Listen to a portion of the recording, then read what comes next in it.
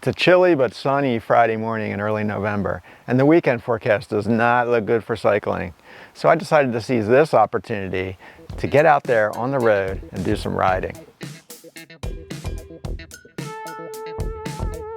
I did some planning, and it looks like I'll be hitting the road around 1 o'clock p.m., which only gives me about 3 or 4 hours of time on the road before daylight starts to dwindle.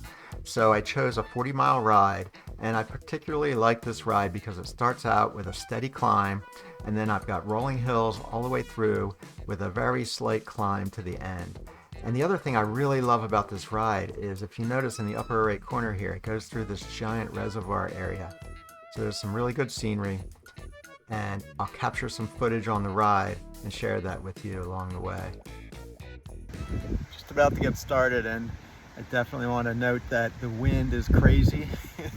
Feels like a hurricane out here, so that is going to make this a little harder. It's going to make 40 miles feel like more than 40 miles. Here we go.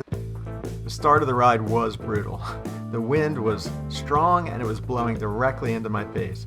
That part of the ride had more climbing than the rest of the ride, so that just compounded to be a very big challenge. But I enjoyed it because it got me started. And then I got into the countryside and everything changed. The first thing I saw was this beautiful church with people strolling off into the distance on the left there.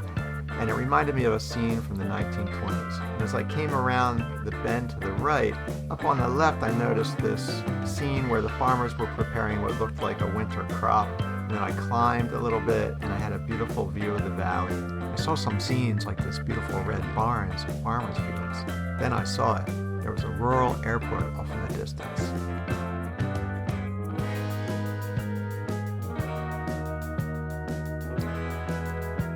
Now all that was left was to get to the reservoir, and then the second half of the ride home.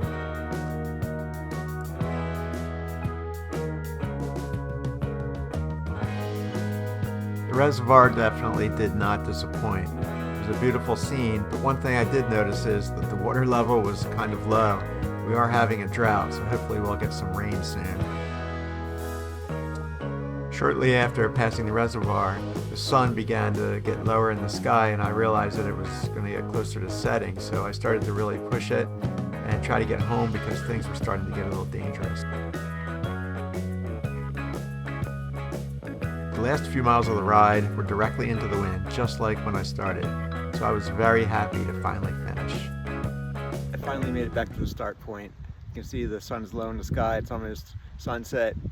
And I've got 4 words to describe this ride: exhilarating, terrifying, breathtaking, and finally sailing